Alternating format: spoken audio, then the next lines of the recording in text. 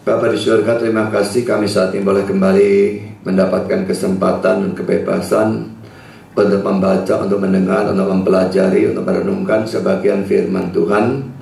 Dan kami melanjutkan seri Injil Lukas yang kami akan ulang. Tuhan, tolong hamba mudah menyampaikan, berikan kekuatan jasmani, pikiran, suara, berikan pengurapan, berikan kata-kata, supaya seluruh pemberitaan firman dilakukan dengan baik, dengan benar, dan dengan sejelas-jelasnya. Dan lengkapi bungkus dengan kuasa-Mu, karena kami sadar tanpa itu semua akan sia-sia. Tolong kami semua dalam mendengar, berikan hati yang terbuka, konsentrasi terang, dan tolong kami mengerti. Setelah kami mengerti, tolong semua kami jadi penanggap firman, sehingga melalui kehidupan dan pelayanan kami yang makin diubahkan, makin diarahkan ke arah yang baik, Tuhan lebih dipermuliakan. Kami sadar setan bekerja, kuatkan semua kami menghadapi godaan dan serangannya di dalam bentuk apapun. Terima kasih Bapa, berfirmanlah, kami siap untuk mendengar. Dalam nama Yesus kami berdoa. Amin.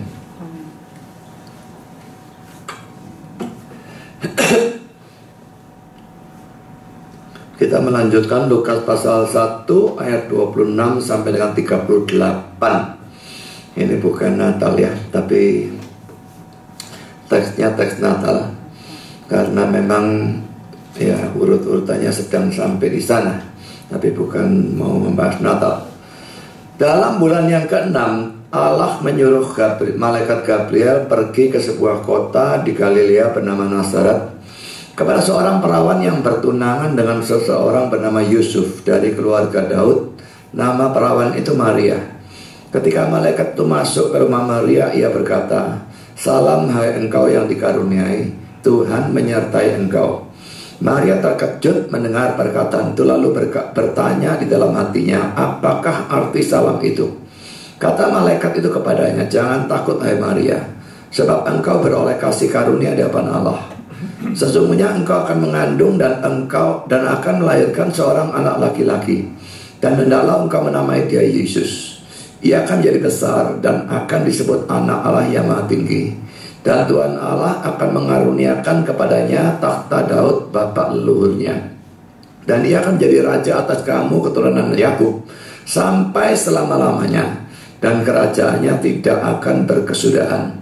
Kata Maria kepada malaikat itu, "Bagaimanakah hal itu mungkin terjadi? Karena aku belum bersuami." Jawab malaikat itu kepadanya, "Roh Kudus akan turun atasmu, dan kuasa Allah yang Maha Tinggi akan menaungi engkau. Sebab itu anak yang akan kau lahirkan itu akan disebut kudus, anak Allah. Dan sesungguhnya Elisabet anakmu itu, ia pun sedang mengandung seorang anak laki-laki pada hari tuanya. Dan inilah bulan yang ke-6 bagi dia, yang disebut mandul itu. Sebab bagi Allah tidak ada yang mustahil."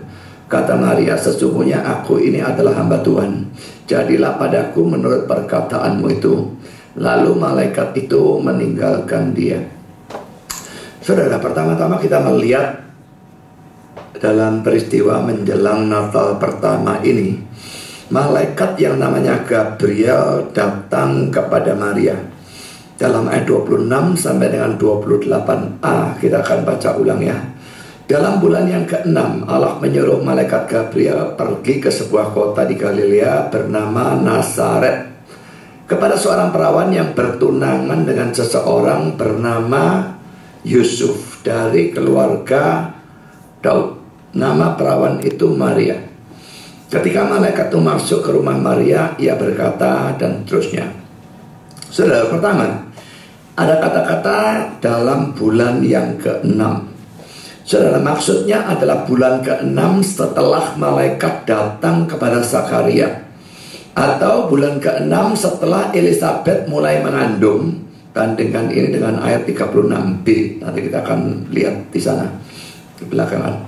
Saudara, ini menunjukkan bahwa usia Yesus lebih muda sekitar 6 bulan dibandingkan dengan Yohanes Pembaptis. Tentu saja dalam hal ini Yesus ditinjau sebagai manusia. Sebagai Allah, dia kekal, dia lebih tua dari siapapun kecuali dengan sesama pribadi dari Allah Tritunggal, sama dalam hal umur, sama kekalnya. Tetapi dari sudut manusia, dia baru ada pada saat dia ada dalam kandungan Maria. Dan karena itu sebagai manusia, dia 6 bulan lebih muda dari Yohanes Pembaptis. Ini menegaskan lagi apa yang sudah kita bahas tempo hari. Manusia Yesus itu tidak kekal. Sebagai Allah dia kekal, sebagai manusia tidak. Jadi mula-mula hanya ada Allah sendiri. Setelah itu mulai ada ketambahan hakikat manusia. Dia menjadi sungguh Allah, sungguh manusia. Dan itu berlaku seterusnya. Tapi titik itu, penambahan manusia itu ada di dalam waktu itu, bukan sesuatu yang kekal. Karena saudara, poin kedua, sebuah kota di Galilea bernama Nazaret, ini dalam ayat 26. Saudara, Nazaret ini adalah suatu kota atau tempat yang hina. Saya tidak ngerti bagaimana kok kota itu sejarahnya kok bisa tahu-tahu dianggap hina. Tapi selalu bisa ada dalam suatu negara kota-kota seperti itu. Mungkin penuh dengan orang-orang yang miskin, atau mungkin penuh dengan orang-orang yang brengsek, atau apapun, saya tidak ngerti. Tapi pokoknya kota itu atau tempat itu adalah tempat yang hina. Yohanes 1 ayat 46 saya akan tunjukkan sebagai bukti ya. Kata Natanael kepadanya, mungkinkah sesuatu yang baik datang dari Nazaret? Ini Natanael diajak oleh orang yang lain yang sudah ketemu Yesus untuk ketemu Yesus, dan dikatakan dari Nazaret. Dari Nazaret, mungkinkah sesuatu yang baik datang dari Nazaret? Saudara, begitu hinanya Nazaret dalam pandangan orang-orang di zaman itu, sehingga kok ada nabi dari Nazaret itu dari mana? Itu tidak masuk akal ya, karena tempat itu begitu hina. Jadi saudara, tempat yang hina itulah yang dipilih Allah untuk menjadi tempat kelahiran dari Kristus. Saudara, sekarang kalau kita mau bandingkan Yesus dengan Yohanes Pembaptis ya, maka ditinjau dari banyak sudut, baik dari pemberitaan tentang kelahiran Yohanes Pembaptis maupun kelahiran Yohanes Pembaptis sendiri, kelihatannya lebih hebat, lebih mentereng daripada pemberitaan tentang kelahiran Yesus dan kelahiran Yesus sendiri. Pemberitaannya, kelahirannya yang Yohanes Pembaptis mentereng ya. Kelahiran Yohanes Pembaptis diberitakan di dalam bait Allah di Yerusalem. Sedangkan kelahiran Yesus diberitakan di rumah Maria di Nazaret di Galilea. Biarpun sama-sama oleh malaikat, tapi yang satu di bait Allah di Yerusalem, yang satunya di tempat hina Nazaret Galilea. Berarti yang Yohanes Pembaptis pemberitaannya lebih mentereng.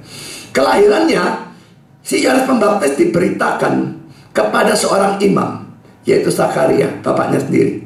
Sedangkan kelahiran Yesus diberitakan kepada seorang gadis desa, yaitu Maria, ibu dari Yesus.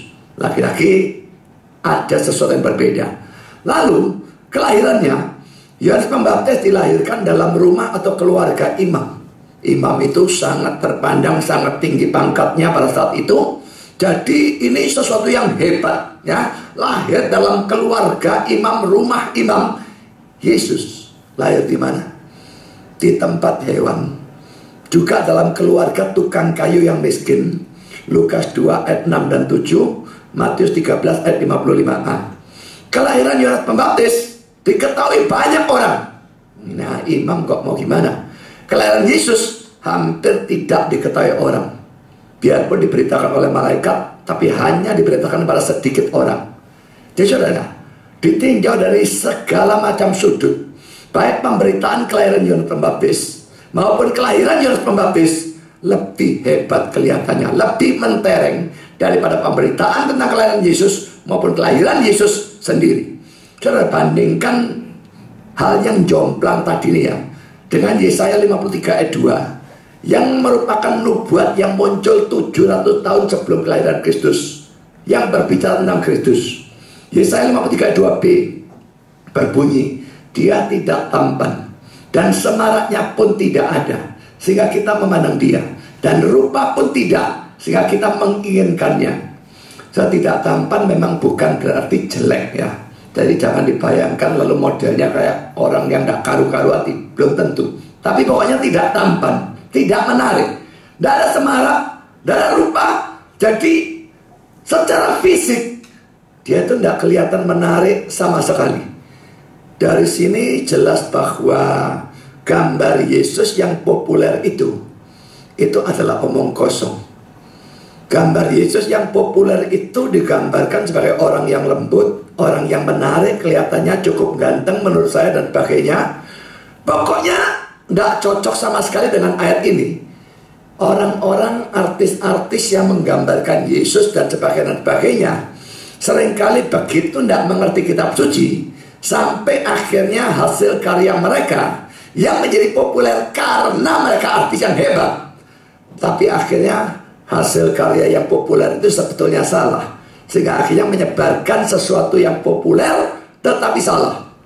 Secara sama, Leonardo da Vinci menggambarkan perjamuan kudus, saya sudah bicarakan ya tempo hari, yang meja kayak meja makannya kita, kursi kayak kursinya kita, lalu semua duduk. Tidak ada orang di sana melakukan model semacam demikian. Mereka melakukan itu perjamuan Paskah, yang lalu diubahkan menjadi perjamuan kudus, dilanjutkan menjadi perjamuan kudus. Tempatnya tidak mungkin seperti itu, sama sekali tidak ada. Saya katakan pada waktu saya pergi ke HFC, pertama kali saya melihat itu bukan gambarnya, tapi ukir-ukiran langsung dari Israel. Dan itu satu-satunya yang saya lihat, betul-betul ukir-ukiran yang cocok dengan fakta. Nah, mereka tidak pakai kursi, duduk di bawah. Mejanya rendah, mungkin lebih rendah dari semacam mejanya sofa, dan berbentuk letter U. Lalu mereka mengelilingi seperti itu, dan semua duduknya miring-miring dan sebagainya. Itu cara yang benar. Tapi Leonardo da Vinci, pelukis yang hebat, tapi tidak ngerti ayat, gambarkan tidak karu-karuan model seperti itu, sama sekali tidak cocok.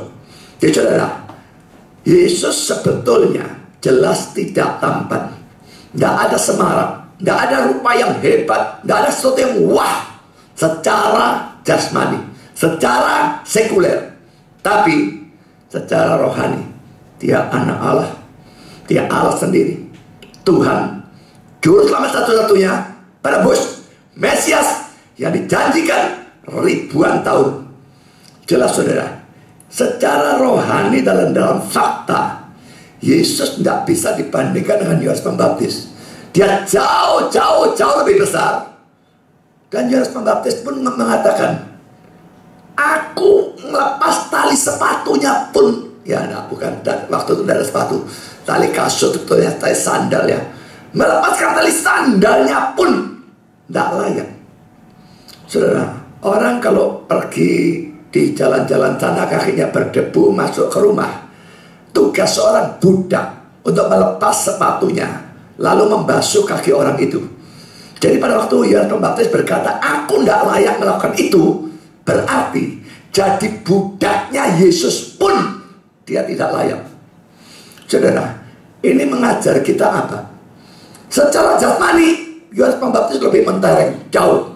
Secara rohani dan dalam faktanya dan dalam sudut pandang Allah, Yohanes Pembaptis tidak bisa bandingkan. Yesusnya jauh di atasnya. Jadi ini mengajar kita saudara untuk tidak menilai Yesus secara jasmani. Saya coba akan bacakan satu ayat yang ditulis oleh Paulus, 2 Korintus 5 ayat yang ke-16. Sebab itu kami tidak lagi menilai seseorang juga pun menurut ukuran manusia. Dan jika kami pernah menilai Kristus menurut ukuran manusia, sekarang kami tidak lagi menilainya demikian. Jadi kelihatan dari ayat ini, dulu sebelum Paulusnya bertobat, dia menilai Kristus menurut ukuran manusia. Nah sekarang setelah dia bertobat jadi rasul, dia tidak menilai Yesus menurut ukuran manusia. Dan itu juga dia terapkan pada waktu dia mengukur orang lain. Tidak lagi mengukur orang menurut ukuran manusia, atau menurut ukuran sekuler atau jasmani. Saudara, kalau saudara menilai Yesus secara jasmani, saudara tidak akan pernah mau datang dan percaya kepada dia. Dan itu akan membawa penghukuman kekal bagi saudara. Juga saudara, dalam menilai orang lain, saudara jangan nilai secara jasmani atau lahiriah, tapi bicara terus terang saudara. Bukankah itu yang mayoritas hampir selalu dilakukan oleh orang? Kalau saudara lihat seseorang naik Jaguar misalnya, ya, lalu belum tahu, waduh, berani tidak hormat sama orang seperti itu? Pasti hormat, bukan?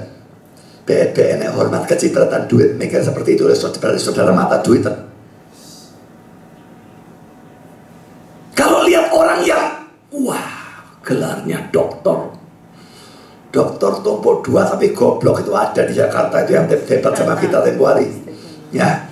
Jadi saudara, dan orang yang punya gelar doktor, kalaupun dia pintar, tapi kalau iman dan kesalehannya kacau balau, tidak karu-karuan, gunanya apa saudara? Orang yang ganteng atau orangnya cantik, secara jasmani, secara lahiriah, banyak saudara, bisa dalam kekayaan, bisa dalam kedudukan, bisa dalam apa yang dia punyai, bisa kepintaran IQ secara jasmani dan sebagainya, macam-macam. Saudara jangan pakai hal-hal itu untuk menilai orang, ya.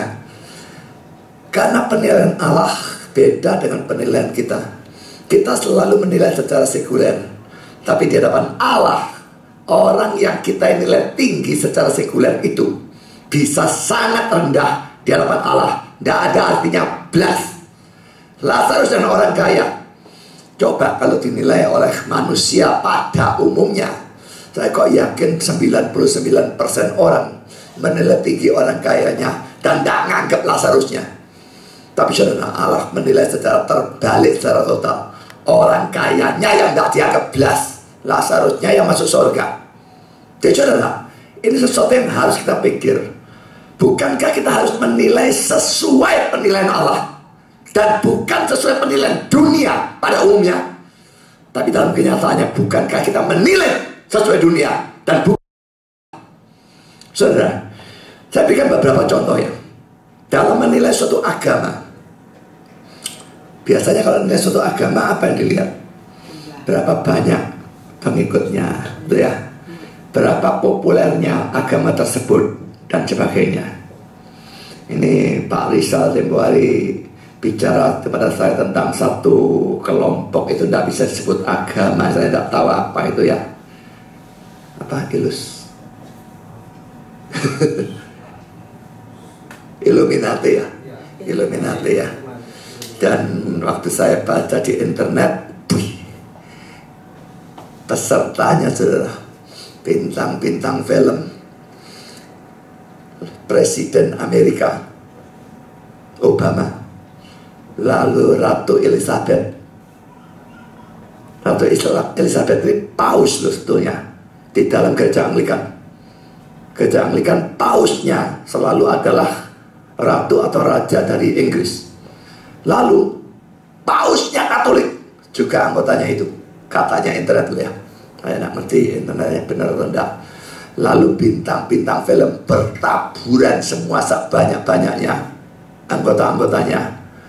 Saya sampai mikir, wih, ini bisa-bisa muncul antikristus dari gerakan ini bisa. Nah, ya saudara, kalau kita menilai agama dari besarnya orang-orang yang, karena itu lalu kita mau anggap agama itu yang lebih benar. Saudara, jelas menilai agama, jangan menilai secara jasmani atau lahiriah. Kalau saudara menilai secara jasmani atau lahiriah, jangan sesat. Yang benar itu selalu minoritas, selalu. Lu saudara bilang, lu Kristen kan paling gede. Iya Kristen, tapi Kristen KTP-nya.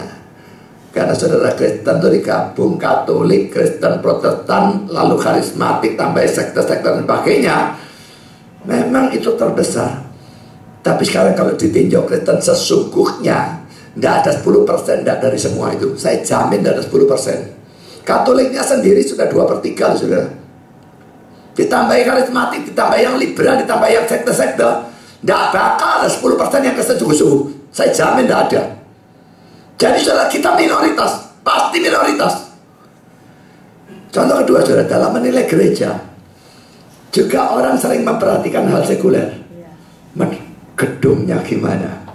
Ya, ini juga yang dibanggakan sama Stephen Tong. Bolak-balik banggakan pipe organnya yang harganya berapa? 4 miliar atau berapa? Ya, punyanya gereja Metodis Medan itu aja cuma 1,3 miliar. Punyanya Stephen Tong lebih gede. Dan gerejanya bisa nampung sekian orang, gerejanya hebat, megah dan sebagainya. Jemaatnya banyak cabang ratusan. Kira itu enggak tahu saya berapa ratus ya. Di tiap kota, bahkan di luar negeri ada dan waduh rasanya megah. GRII, Gereja Reform Injili Indonesia. Tapi coba dimasuki satu persatu. Bagaimana caranya? Jangankan yang kerucuk-kerucuk, saudara. Yang Stephen Tong saja saya sudah belendak dengarkan ajaran dia. Saya tidak bolak-balik dengar di TV dan setiap mendengar kudu ngamuk, saudara. Jangankan yang kerucuk-kerucuk di bawah. Jadi apa? Apa gunanya tambah banyak? Kalau yang diserahin tugas adalah orang-orang yang tidak karu-karuan. Saya tidak bilang semua tidak karuan, tapi banyak. Saya tidak bilang mayoritas tidak karu-karuan. Saudara, jangan menilai gereja memperhatikan kemegahan gedungnya, besarnya, mewahnya, banyaknya jemaatnya, banyaknya cabang, namanya dan sebagainya. Itu tidak ada artinya sama sekali di hadapan Tuhan. Yang ketiga, dalam menilai pendeta, lihat gagahnya si pendeta.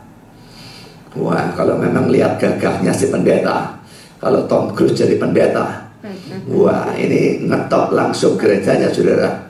Ya boleh jadi cewek semua datang semua, tapi saudara gerejanya jadi gereja yang bagaimana? Juga jangan lihat gelarnya yang hebat. Saudara, sudah banyak gelar hebat itu, banyak yang PhD tapi sesat, yang Doctor of Divinity tapi palsu, dan sebagainya. Itu saya kalau dengar pendeta punya gelar doktor gak tarekan belas. Karena dan pendeta yang doktor yang goblok itu banyak-banyaknya. Pinter tapi sesat dan tidak ada kesalahan juga banyak-banyaknya. Lalu pendeta yang IQ tinggi, memang saudara kalau pendetanya bodoh sekali ya. Lalu IQ-nya 70 atau 80 ya saudara.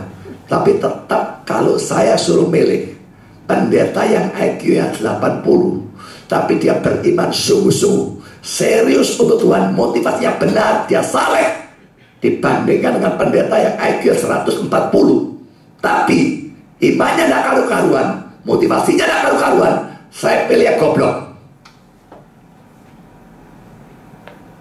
Kita menilai secara sekuler atau secara rohani. Juga dalam menilai sebuah buku. Buku saya kenapa suka lagu, saudara?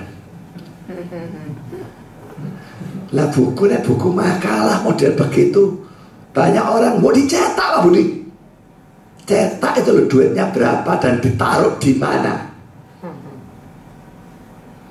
Sekali nyetak minimum sekitar 1.000, 10 juta. Lalu buku saya judulnya 90. Kalikan 90 dengan 10 juta, 900 juta. Lalu 1.000 buku itu banyaknya berapa? Kalikan dengan 90, ditaruh di mana? Nah, ujuk-ujuk banjir. Kalau orang sudah punya pasar, bisa taruh masukan enak, saudara. Saya tidak punya pasar, tidak punya apa. Buku-buku yang lain, waduh bagus, covernya bagus, gambarannya bagus, desainnya bagus, semuanya bagus. Isinya tidak bagus, gak ada karu-karuannya. Masih lumayan kalau cuma ada karuan, dimasuk dengan segala macam racun-racun dan sebagainya. Saudara, ini membuat kita sebetulnya mikir selalu, saudara. Nggak boleh kita menilai apapun atau siapapun secara sekuler, secara jasmani. Kita lihat secara rohani. Mutunya bagaimana? Secara rohani. Karena dari sudut itu Tuhan memandang. Dan dari sudut itu juga kalau kita pengikut Tuhan, kita harus memandang secara sama. Ya. Sekarang poin ketiga. Maria adalah seorang perawan yang masih dalam status bertunangan dengan Yusuf. Ini ada di dalam ayat 27. karena dia perawan, maka tidak bisa tidak Yesus pada waktu lahir, dia lahir dari seorang perawan. Saya tidak percaya keperawanan abadi dari Maria. Setelah kelahiran Yesus, perawannya itu tidak ada perlunya. Dan dia bersuamikan Yusuf, pasti hubungan seks seperti biasa. Itu kepercayaan saya. Tapi bukan itu yang saya bahas sekarang. Saya persoalkan pada saat kelahiran Yesus, Maria pasti memang seorang perawan. Karena itu doktrinnya disebut Virgin Birth of Christ. Kelahiran Kristus dari seorang perawan. Saudara, pertama-tama saya akan berikan pandangan William Barclay tentang kelahiran Yesus dari seorang perawan. Saya sudah bolak-balik memberikan wanti-wanti ya, peringatan tentang William Barclay ini, yang memang adalah orang yang liberal. Hal-hal tertentu William Barclay ini bagus sekali. Kalau urusan bahasa Yunani, pembahasannya, gramatikanya, pembahasan suatu kata, sejarah suatu kata, lalu urusan tradisi kebudayaan pada saat itu dan pakaian, William Barclay bagus sekali. Tapi saudara, kalau sudah urusan mujizat, mati, buang total dia jauh-jauh. Karena orang satu yang tidak percaya mujizat, dia seorang liberal.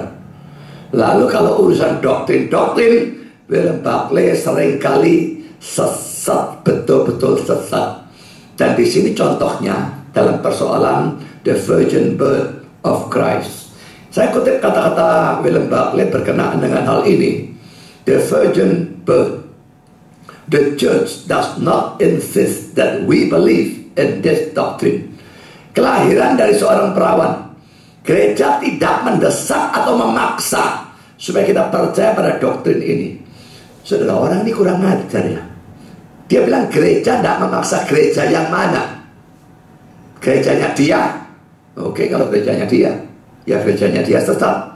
Gereja manapun yang tidak insist, tidak berkeras, tidak memaksa, kalau kita harus percaya pada doktrin kelahiran Yesus dari perawan, saya pastikan sebagai gereja yang sesat dan betul-betul sesat. Hanya gereja sesat tidak mendesak, tidak berkeras dalam doktrin ini. Kelahiran Kristus dari seorang perawan. Saudara, William Barclay lalu mengatakan bahwa ada alasan untuk menerima doktrin Virgin Birth ini, yaitu penafsiran hurufiah dari Lukas 1, 26-38, teks yang kita baca tadi ya, dan juga Matius 1, 18-25. Kalau itu mau dihurufiahkan, ya itu mendukung Virgin Birth. Jadi saudara, William Barclay ini sesat, tapi dia cerdik ya. Cerdik dalam arti cerdik yang licik. Dia tidak mengatakan tidak boleh percaya. Tidak. Dia mengatakan gereja tidak memaksa. Loh, nek mau ya boleh, tapi tidak harus, gitu ya. Jadi mau percaya boleh, mau tidak percaya saya ngarepe. Itu kata-kata dia. Seakan-akan dia orang yang toleran, begitu ya. Ini bukan toleran, ini sesat, saudara. Ya, kalau saya berkata Yesus mau dikatakan Allah ya boleh, mau dikatakan bukan ya sukamu, itu sesat apa enggak? Ya sesat. Yesus mau dikatakan satu-satunya juru selamat ya boleh, mau dikatakan sebagai salah satu juru selamat juga boleh, itu sesat. Juga kalau dia katakan Virgin Birth, mau diterima boleh, mau ditolak boleh, itu cukup, dia sesat. Tidak peduli dia memberikan dasar bahwa Virgin Birth memang bisa dipercaya, tapi dia tetap mengatakan tidak harus dipercaya. Jadi setelah dia mengatakan ada alasan menerima doktrin Virgin Birth of Christ ini, dia lalu memberikan juga beberapa alasan untuk menolak doktrin Virgin Birth ini, yaitu pertama, silsilah Yesus dalam Matius 1 ayat 17, Lukas 3 ayat 23-28, itu ada dua silsilah dalam Matius maupun Lukas. Menurut dia silsilahnya melalui Yusuf. Yang melalui Yusuf ini menurut saya adalah yang versi Matius. Nah, aneh kalau Yusuf bukanlah ayah Yesus yang sesungguhnya. Kok diberi silsilah melalui Yusuf? Jadi Yusuf mesti ayah sesungguhnya. Berarti Marianya gak perawan. Tadi hubungan seks dengan Yusuf, lalu melahirkan Yesus. Bayangkan dia berkata Yesus betul-betul anaknya Yusuf. Yusuf betul-betul hubungan saya dengan Yesus. Makanya dikasih silsilah Yesus melalui Yusuf. Saudara, padahal dengan gampang apa yang dia katakan pakai silsilah melalui Yusuf itu dijelaskan tanpa mengorbankan doktrin virgin birth of Christ. Secara hukum, secara legal pada saat itu di sana, Yesus memang adalah anak Yusuf. Dia sebetulnya secara faktual cuma anaknya Maria. Dia tidak punya bapak jasmani. Tapi Maria telah mengandung kawin dengan Yusuf. Yesus lahir dalam pernikahan itu. Maka Yusuf adalah bapak secara legal, secara hukum, secara sah dari Yesus. Secara faktual tidak. Jadi tidak aneh kalau silsilah Yesus dibuat melalui Yusuf. Di samping itu, saya berpendapat silsilah Yesus dalam Lukas 3 ayat 23-28 itu adalah silsilah melalui Maria. Nanti kalau kita sudah sampai pada Lukas pasal 3 bagian itu, kita akan mempelajari hal itu ya. Jadi dua silsilah Yesus itu kenapa tidak sama? Yang dari Matius itu melalui Yusuf, yang dari Lukas itu melalui Maria. Itu perbedaannya. Nanti sampai pada bagian itu saya akan membahas dengan lebih terperinci. Sekarang cukup saudara tahu yang satu dari Yusuf, yang satu dari Maria. Alasan kedua untuk menolak doktrin virgin birth, Maria menyebut Yusuf sebagai ayah Yesus. Lukas 2 ayat 48. Saudara, saya gampang juga jawabnya. Pertama, ayah tiri biasa disebut ayah. Dan secara sah atau secara hukum, Yesus memang adalah ayah Yesus. Poin B, dalam kata-kata Maria dalam Lukas 2 ayat 48 itu, Yesus menjawab. Ini yang dia hilang di bait Allah itu ya, waktu umur 12 tahun ya. Yesus jawab, mengapa kamu mencari aku? Tidakkah kamu tahu bahwa aku harus berada di dalam rumah Bapakku? Di sini menunjuk pada Allah. Lukas 2:49. Dengan kata lain dia mengatakan Yusuf bukan bapaknya. Allah lah yang adalah bapaknya. Tapi ingat ya, Allah pun bukan bapak jasmani. Dia tidak punya bapak jasmani. Allah itu bapak rohani, tapi bukan secara jasmani. Alasan ketiga yang dipakai oleh William Barclay, Matius 13 ayat 55 dan Yohanes 6 ayat 42 mengatakan Yesus adalah anak Yusuf. Matius 13 ayat 55, bukankah ia ini anak tukang kayu? Bukankah ibunya bernama Maria dan saudara-saudara Yakobus, Yusuf, Simon dan Yudas? Yohanes 6:42 kata mereka, bukankah ia ini Yesus anak Yusuf yang ibu bapaknya kita kenal? Bagaimana ia dapat berkata aku tak turun dari surga? Jadi dari dua ayat ini si Barclay berkata Yesus betul-betul anak Yusuf. Ini firman Tuhan yang bilang. Jawabannya gampang saudara, firman harus ditafsirkan dengan firman. Ayat tidak boleh ditafsirkan lepas dari seluruh Alkitab. Lihat semua ayat yang ada hubungannya, tafsirkan bersama-sama. Dan kalau dua ayat yang mau dipersoalkan, ada satu ayat yang menjelaskan. Lukas 3 ayat 23. Ini awal dari silsilah Yesus. Menurut anggapan orang, ia atau Yesus adalah anak Yusuf.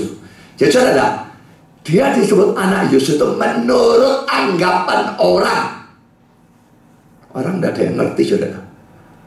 Dan kalau saudara hidup pada zaman itu, kenal sama Yusuf Maria, saya percaya ini dari Roh Kudus. Oh ya, dari Roh Kudus. Saya percaya. Tidak akan katakan ngomong kosong, kamu naik berzina, ngaku lah, marilah. Tapi saudara, anggapan orang itu salah. Itu memang mujizat. Yesus dikandung oleh Maria tanpa hubungan seks. Yusuf bukan bapak jasmani. Hanya menurut anggapan orang, dia adalah bapak jasmani. Sekarang poin keempat, Barclay mengatakan sisa perjanjian baru tidak bicara apa-apa tentang virgin birth. Saudara mengatakan demikian ya. Pertama-tama ini adalah yang namanya argument from silence. Berargumentasi dari sesuatu yang diam.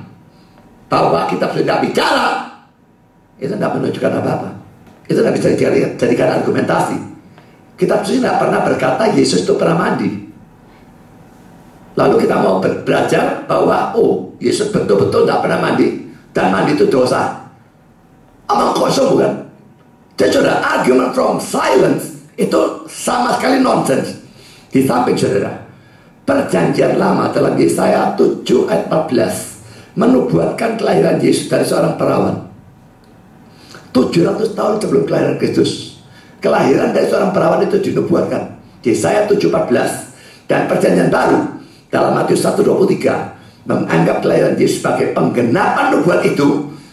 Dua ini, Yesaya 7:14, Matius 1:23, ini adalah lebih dari cukup untuk mempertahankan doktrin kelahiran Yesus dari seorang perawan yang katanya Barclay, kitab suci bagian lain tidak membicarakan. Diam, omong kosong. Kitab suci yang bicara tentang hal itu.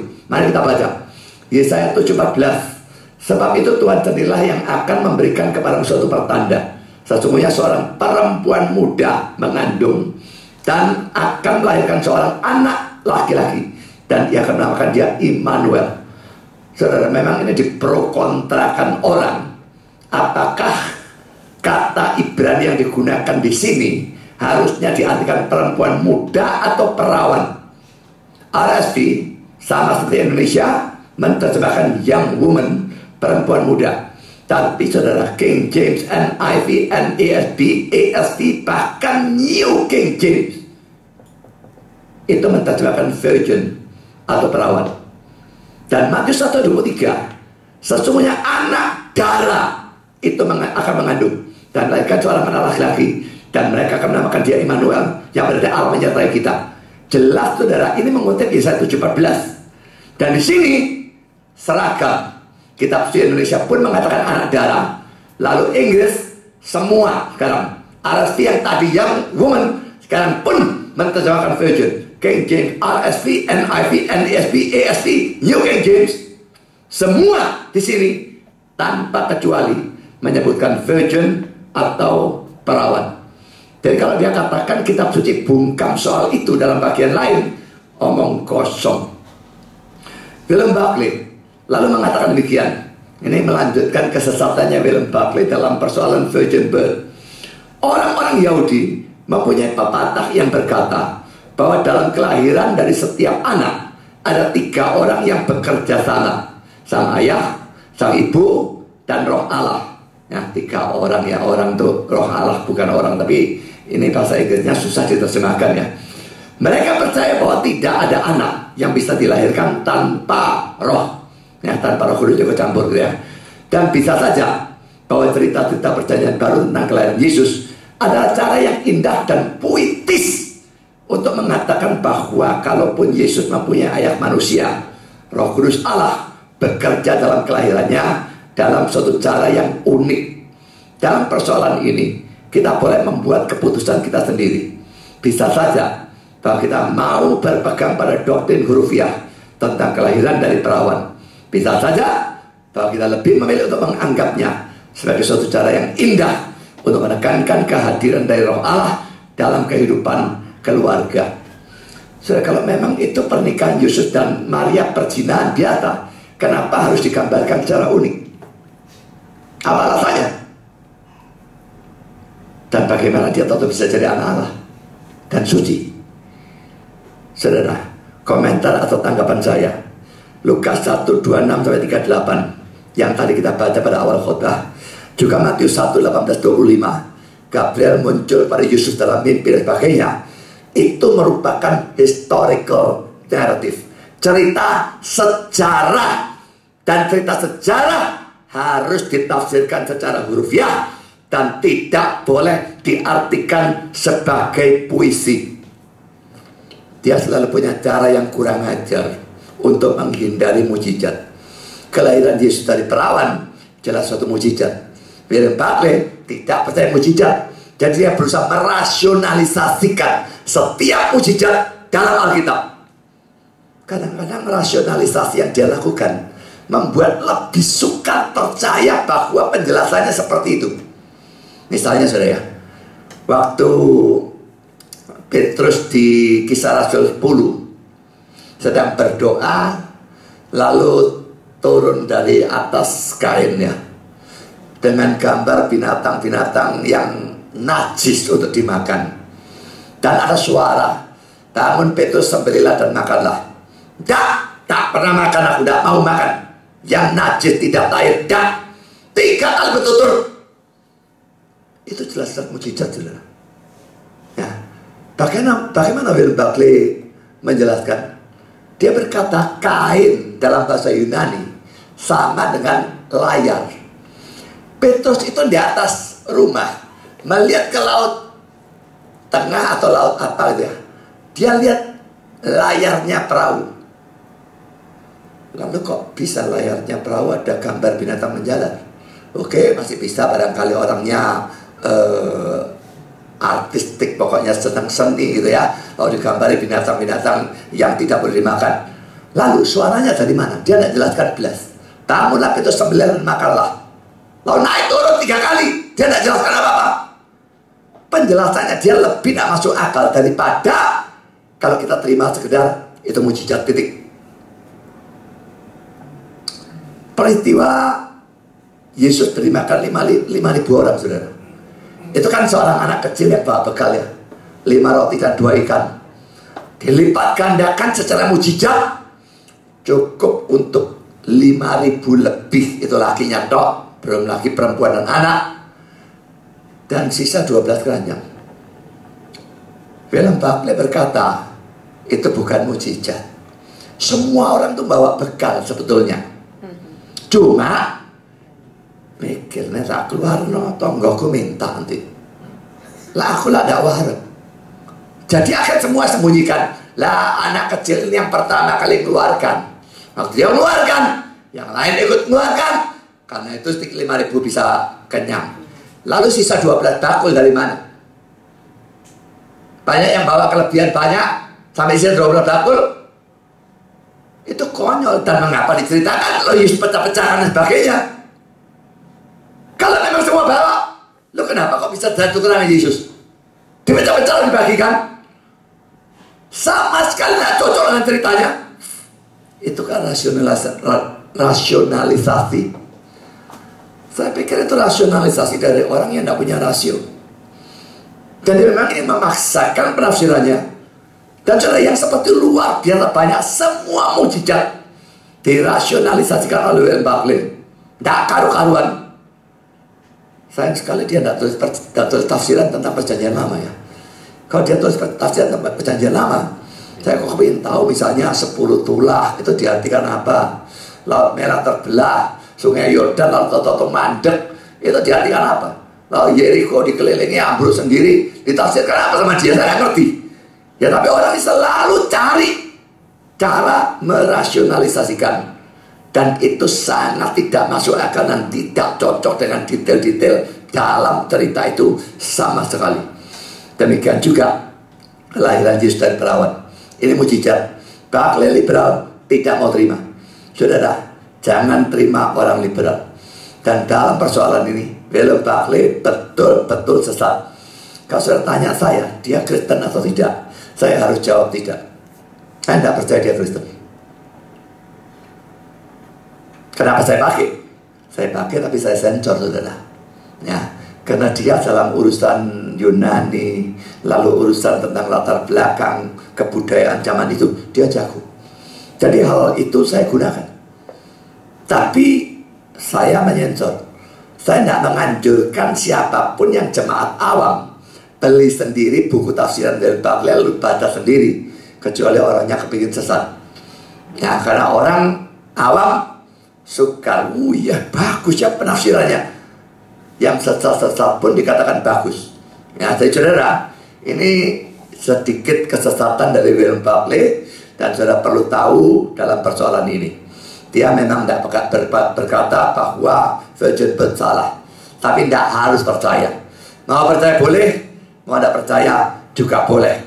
Itu cukup, itu sesat. Saya tekankan, doktrin virgin birth harus diterima bagi siapapun yang mau disebut sebagai orang Kristen yang sejati. Karena saudara, poin B, doktrin kelahiran Yesus dari seorang perawan itu adalah doktrin yang benar, yang sangat penting Dan karena itu sangat harus dipertahankan mati-matian. Bukan mempertahankan secara paksa, tidak ya, tapi mempertahankan betul-betul dengan dasar Alkitab yang memang benar, mutlak dipertahankan. Dan kita tidak boleh ngalah semilimeter pun terhadap kata-kata William Barclay. Mau diterima baik, mau tidak diterima baik, tidak bisa. Ditolak sesat, ditolak bijak. Saudara, perlu saudara ketahui beberapa hal ya. Pertama, kata Yunani yang diterjemahkan perawan dalam Lukas ini, dalam bahasa Yunani ya, adalah parthenos. Dan kata ini tidak pernah digunakan untuk menunjuk pada perempuan yang sudah menikah. Di samping itu kata-kata Maria dalam ayat 34 yang berkata, bagaimana itu mungkin karena aku belum bersuami? Aku belum bersuami. Itu terjemahan kita. Terjemahan hurufiahnya adalah seperti yang diberikan oleh King James. I know not a man. Aku tidak tahu laki-laki. Aku tidak kenal laki-laki. Kalau saudara lihat Kejadian 4 ayat 1 dalam terjemahan bahasa kita, Adam bertumbuh dengan Hawa. King James, Adam knew Eve. Kata no past tense, knew Eve, and she conceived.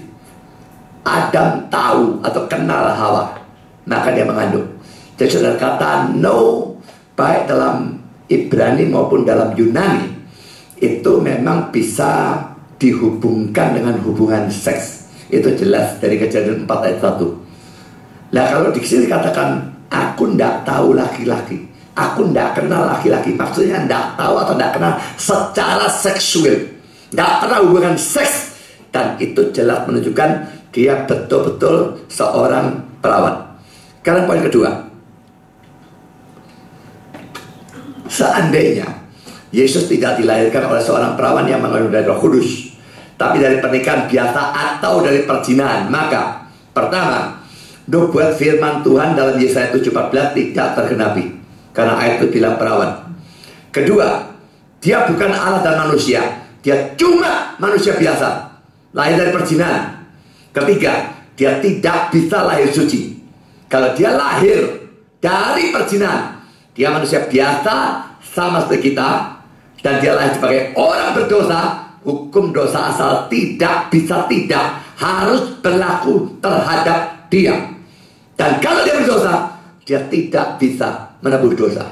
Pada waktu dia menderita, memikul hukuman, itu hukumannya sendiri, bukan hukuman kita atau hukuman orang lain dipikul oleh dia sebagai substitute atau pengganti. Tidak. Jadi saudara, terlihat bahwa ada banyak doktrin-doktrin besar, doktrin-doktrin dasar dalam kekristenan, termasuk doktrin keilahian Kristus, doktrin tentang penebusan dosa oleh Kristus, yang dilandaskan pada doktrin kelahiran Kristus dari seorang perawan. Dengan demikian, kalau doktrin kelahiran Kristus dari perawan itu ditolak, itu sama dengan menolak seluruh kekristenan. Orang yang tidak percaya pada doktrin kelahiran Yesus dari seorang perawan pasti bukan orang yang sungguh-sungguh beriman. Karena doktrin berhubungan dengan doktrin, otomatis dia tidak bisa percaya keilahian Kristus, otomatis dia tidak bisa percaya penebusan Kristus, bubar seluruh Kristen. Jadi saudara, ini mutlak harus dipertahankan. Yesus lahir dari seorang perawan, itu memungkinkan dia lahir sebagai Allah dan manusia dalam satu pribadi. Itu memungkinkan dia lahir suci, hidup suci, dan itu memungkinkan dia menjadi juru selamat dunia, menggantikan kita, memikul hukuman dosa dan sebagainya. Tapi tanpa doktrin kelahiran dari perawan, semua itu bubar total. Sekarang saudara, kita masuk poin kedua. Dialog Gabriel dengan Maria di dalam ayat 28 sampai dengan ayat 38. Saudara, pertama, Gabriel memberikan salam kepada Maria dalam ayat 28. Poin A, kita bahas ayat 28 sepotong. Salam, ini Gabriel yang ngomong ya. Gabriel ngomong pada Maria ya. Salam, hai engkau yang dikaruniai. Terjemahan kita, hai engkau yang dikaruniai. NASB, hail, favor one. Salam, orang yang disayangi. NIV, greetings, you who are highly favored. Salam, engkau yang sangat disayangi. King James, hail, thou that art highly favored. Salam, engkau yang sangat disayangi. RSV, hail, O favored one. Salam, O, ya, O atau hai. O ya bisa, hai ya bisa. Orang yang disayangi. Saudara, kata Yunani yang dipakai adalah kecharitomene. Perhatikan ada kata chari yang jelas.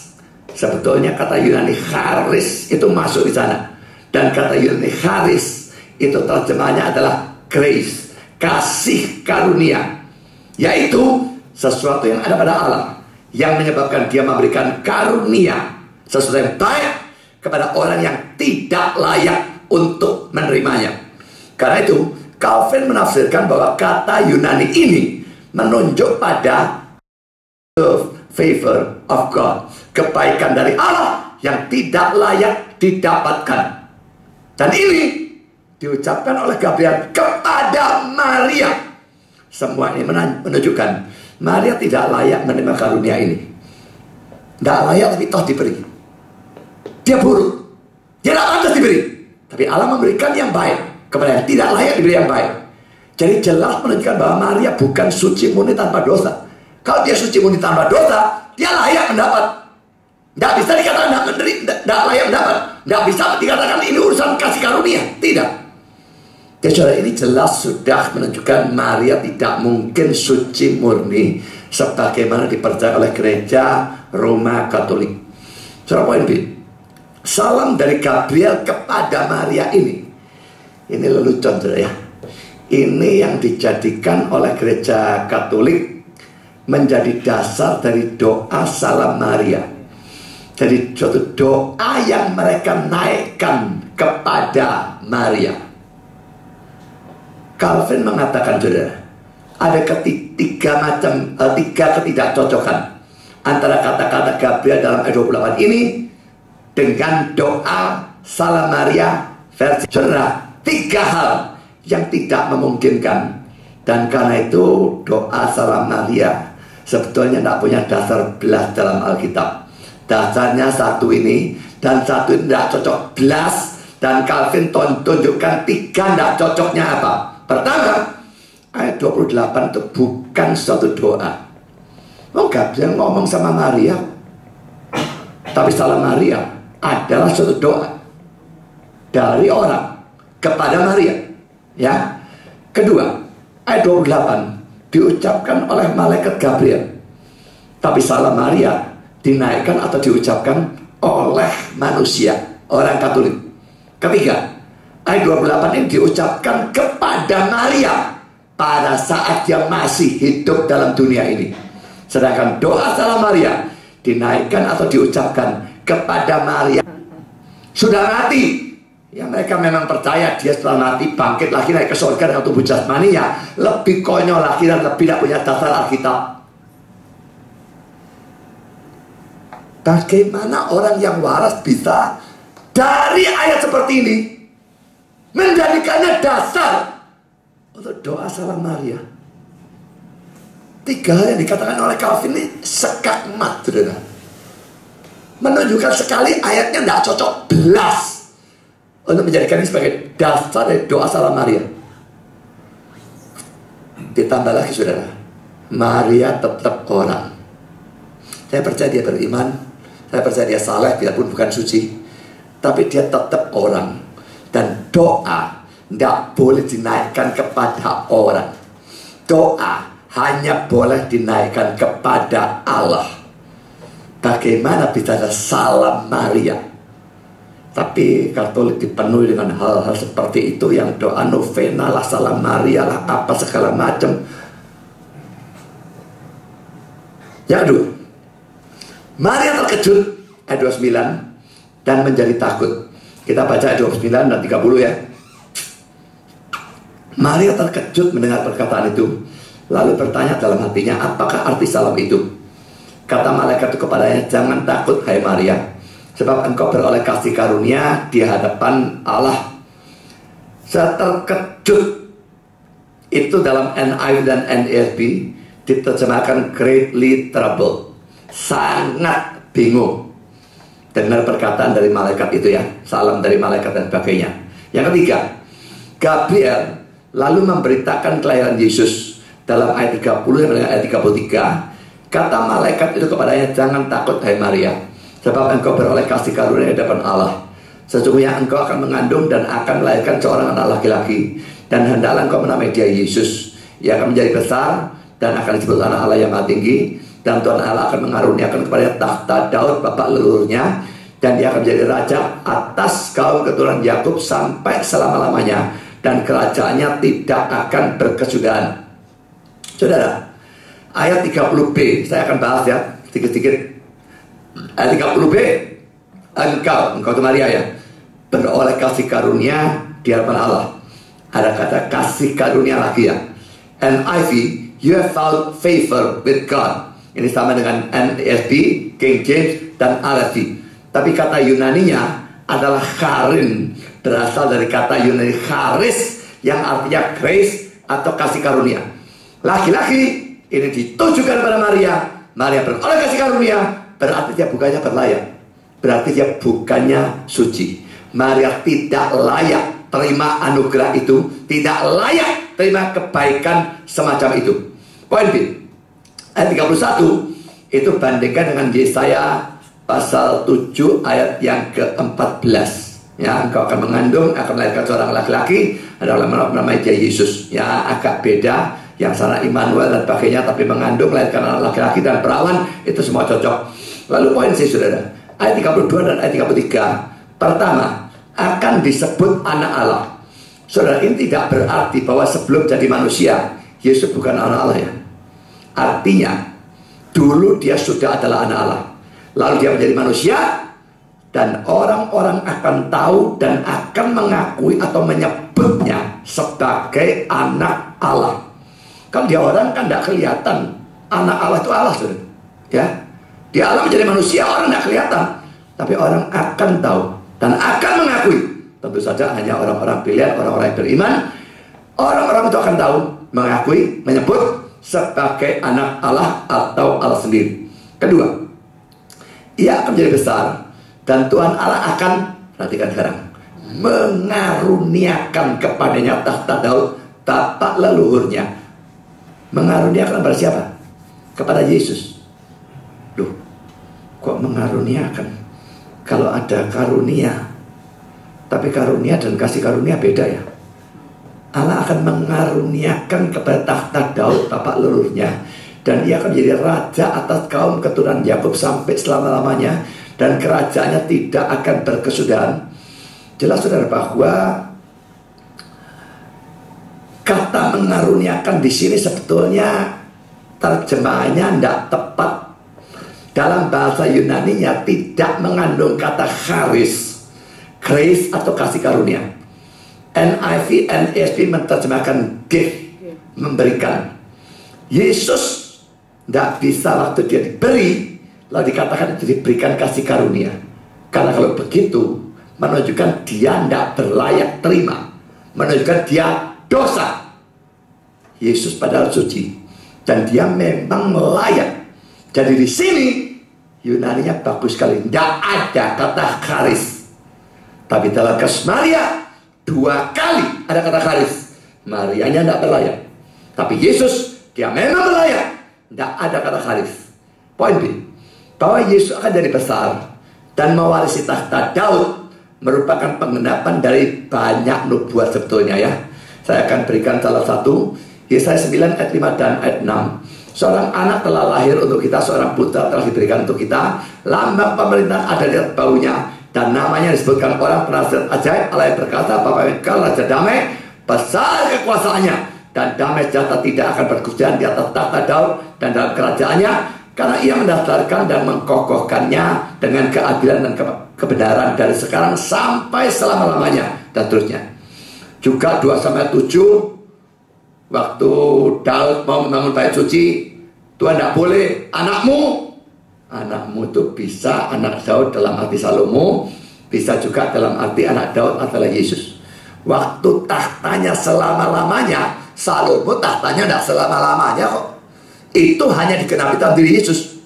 Jadi ada banyak ayat yang digenapi dengan Yesus menjadi raja, bertakhta selama-lamanya. Tapi saudara, bukan raja duniawi ya, bukan raja sekuler. Nah, orang Yahudi lihat, Mesias ini raja. Mereka lalu dalam penjajahan Romawi, dan mereka mengharapkan raja duniawi yang akan membebaskan mereka dari penjajahan Romawi. Saudara, kalau yang jasmani dirohanikan atau sebaliknya, maka timbul segala macam kekacauan. Kita harus tahu yang mana yang rohani, yang mana yang tidak. Waktu di hadapan Pontius Pilatus, dia ditanya, apakah engkau seorang raja? Ya, aku raja. Tapi aku bukan raja dunia. Kalau raja dunia, wah, anak buahku melawan. Kerajaanku bukan dari dunia ini. Dia raja secara rohani. Ya. Sekarang poin C. Dalam perjanjian lama dikatakan bahwa kerajaan Daud tidak akan berakhir. Ini yang tadi saya maksudkan ya. 2 Samuel 7 ayat 12 sampai dengan ayat 16. Apabila umurmu sudah genap dan kau telah mendapat perhentian bersama-sama dengan nenek moyangmu, maka aku akan membangkitkan keturunanmu yang kemudian, anak kandungmu, dan aku akan mengkokohkan kerajaannya. Jadi anak kandung ini pertama menunjuk pada Salomo. Ya, dia mendirikan bait suci juga. Ya, dia jadi raja juga.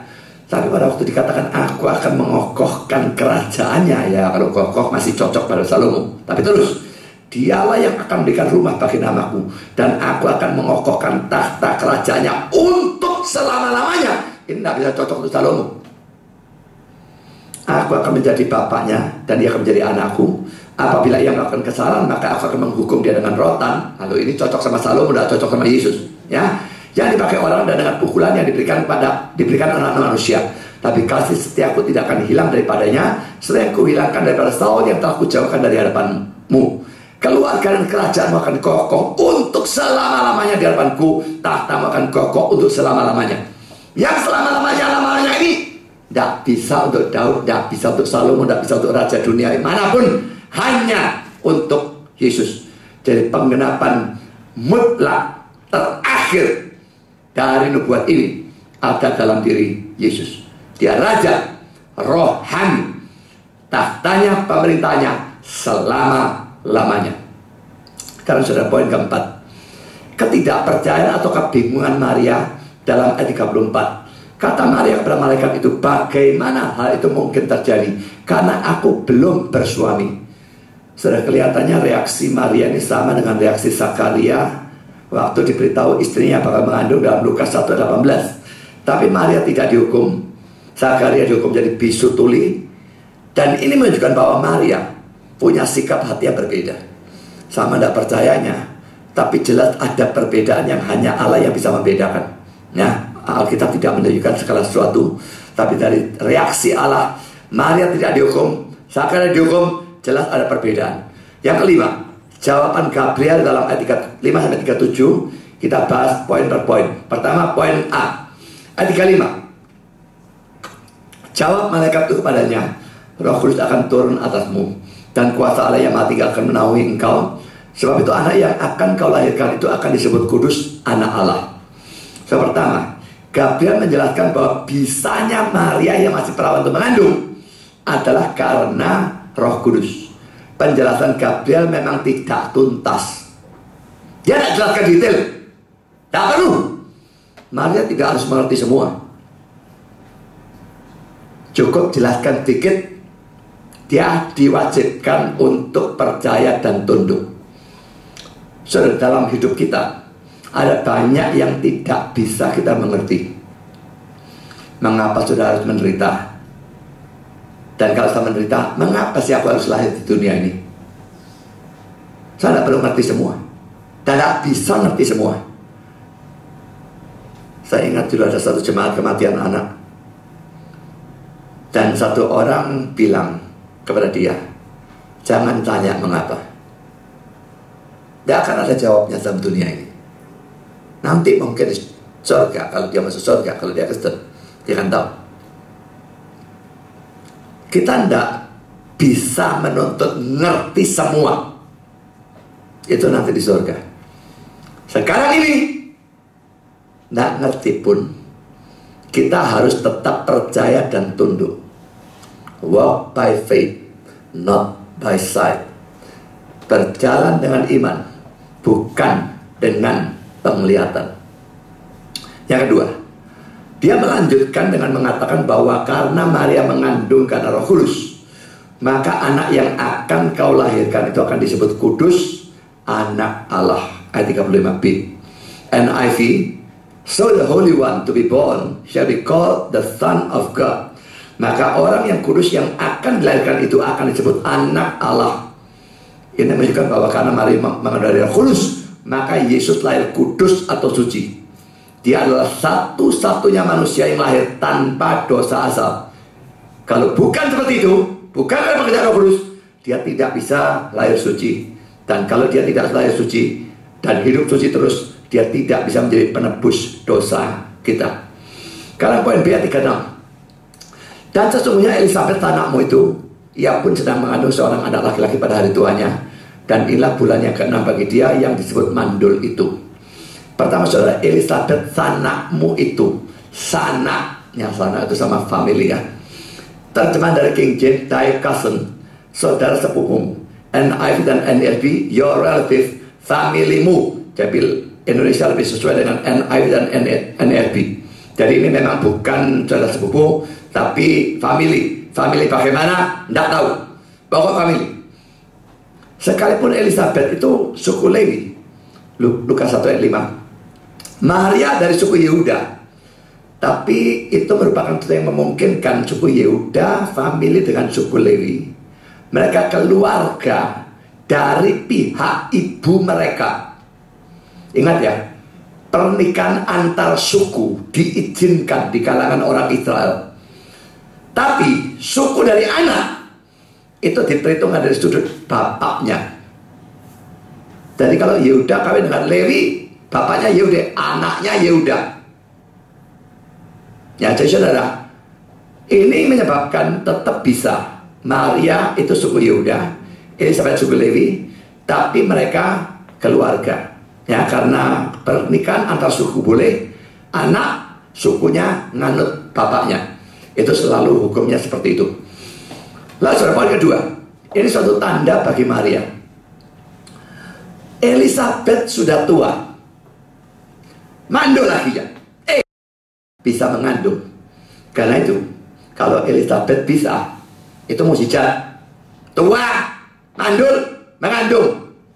Kalau itu bisa, mengapa tidak bisa pada diri Maria?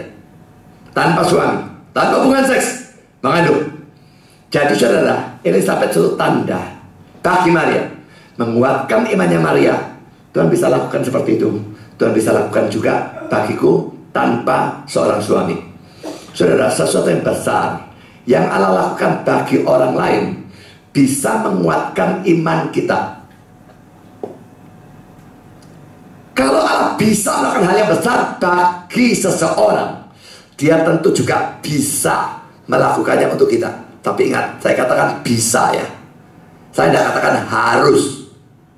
Bisa untuk orang lain, bisa untuk kita. Tapi harus enggak. Jadi kalau Allah mau, dia bisa.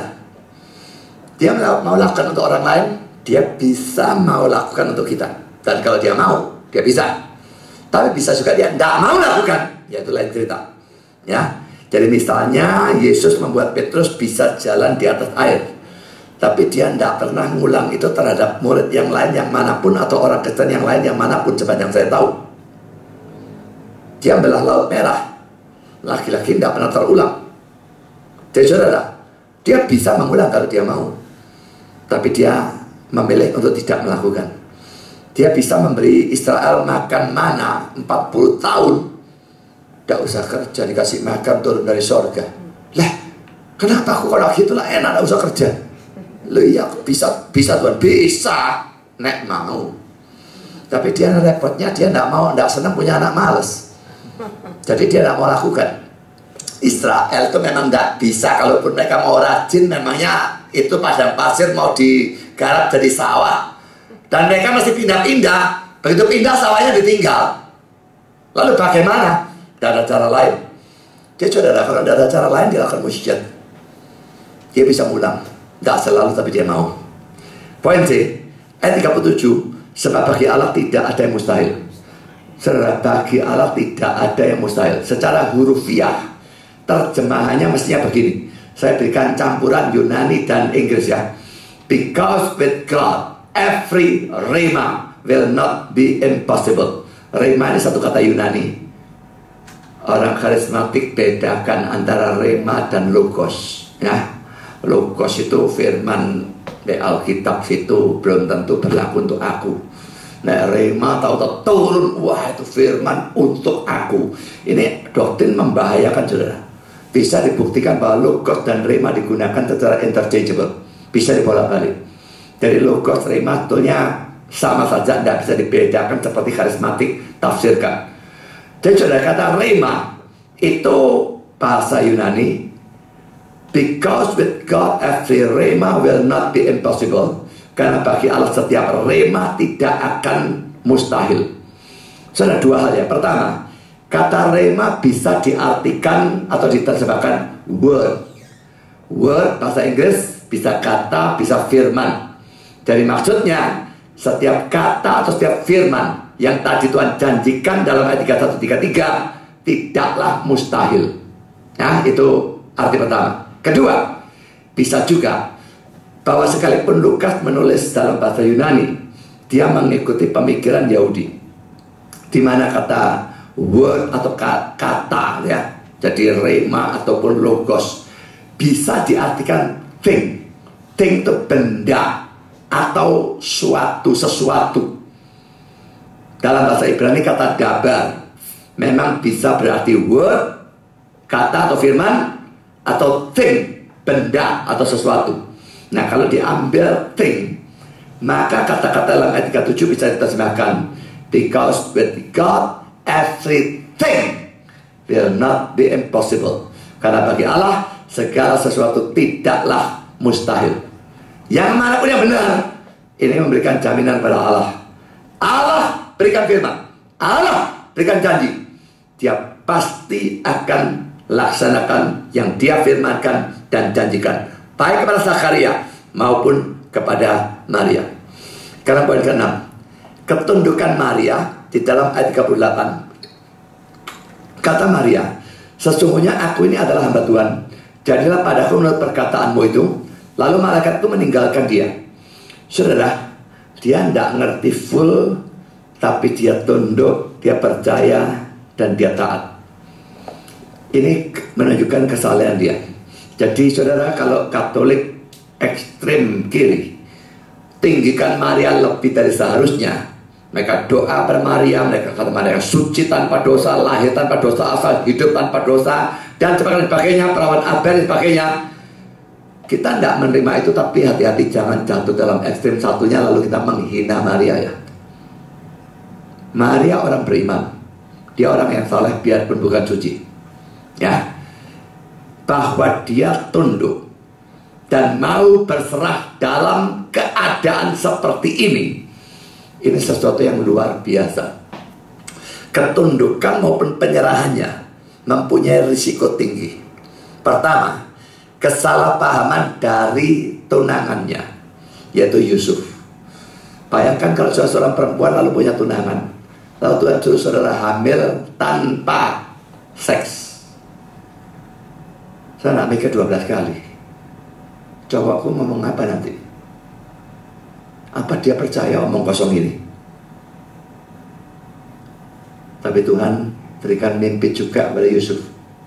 Gabriel datang juga pada Yusuf dan beritahu. Akhirnya Yesus terima. Tapi bagaimana pada saat ini? Maria kan mestinya mikir, gimana Yusuf nanti? Dan Matius 1:18-19 memang menunjukkan itu. Kelahiran Yesus Kristus adalah sebagai berikut. Pada waktu Maria ibunya bertunangan dengan Yusuf, ternyata ia mengandung dari Roh Kudus sebelum mereka hidup sebagai suami istri. Karena Yusuf suaminya seorang yang tulus hati dan tidak mau mencemarkan nama istrinya muka umum, ia bermaksud menceraikannya dengan diam-diam. Yusuf sesaleh apapun tidak akan pernah mikirkan bagaimanapun bahwa Maria mengandung dari Roh Kudus bukan dari perzinahan. Tidak bisa tidak, dia pasti memastikan itu perzinahan. hanya karena Gabriel muncul kepadanya dalam mimpi, baru dia akhirnya bisa yakin bahwa Maria bukan berzina. Tapi bagaimanapun risiko, Maria terima. Ini sesuatu yang luar biasa, saudara. Kedua, kesalahpahaman, ejekan, hinaan dari orang-orang di sekitarnya, bahkan keluarganya sendiri. Ya, Elizabeth perkecualian. Elizabethnya juga penuh roh, diberitahu oleh roh. Tapi yang lain, apalagi orang-orang luar, ini tunangan sudah hamil, apa tidak timbul omongan, tidak karu-karuan, tidak gosip, tidak karu-karuan? Ya kalau di Indonesia pasti sudah. Tidak mungkin tidak tahu kalau di sana. Tapi saya kira namanya orangnya podoai. Di sana di sini gosip kalau sampai begitu. Poin C, kemungkinan dia akan dihukum mati berdasarkan hukum perjanjian lama. Ingat ya, ini masih perjanjian lama. Secara teologis perjanjian baru itu mulai salib Kristus, baru mulai perjanjian baru. Ini perjanjian lama. Ulangan 22 ayat 20 dan 21. Ini kalau menikah ya, lalu malam pertama hubungan seks, lalu yang laki nuduh yang perempuan tidak melawan, maka saudara berlaku ini ya, jika tuduhan itu benar dan tidak didapati tanda-tanda keperawanan pada si gadis, maka haruslah si gadis dibawa keluar ke depan pintu rumah ayahnya, dan orang-orang sekotanya haruslah melempari dia dengan batu sehingga mati, sebab dia telah menodai orang Israel dengan bersundal di rumah ayahnya dan sebagainya. Jadi saudara, risikonya besar ya. Dari pihak Yusuf, orang-orang sekitar, hukuman mati dari Taurat. Tapi Maria tetap tunduk, tidak membantah, menunjukkan iman dan kesalehan yang luar biasa. Bukan suci, tapi iman dan kesalehan dia memang hebat. Calvin berkata, ini merupakan bukti nyata dari iman. Kalau kita mengekang pikiran kita dan menaklukkannya, sehingga tidak berani menjawab ini atau itu pada Allah. Karena keberanian dalam berbantah adalah ibu dari ketidakpercayaan. Saudara, kalau Tuhan memberikan firman yang kelihatannya tidak logis bagi saudara, maukah saudara percaya dan tunduk? Kalau Tuhan memberikan perintah yang kalau saudara taati akan memberikan risiko atau kerugian besar bagi saudara, maukah saudara tunduk? Biar Maria dalam hal ini menjadi teladan bagi kita. Kita tidak percaya dia seperti Katolik percaya, tapi kita percaya dia beriman, dia orang yang saleh biarpun bukan suci, dan tindakan keputusannya di sini betul-betul luar biasa dan layak untuk kita jadikan teladan. Maukah saudara? Tuhan memberkati saudara. Amin.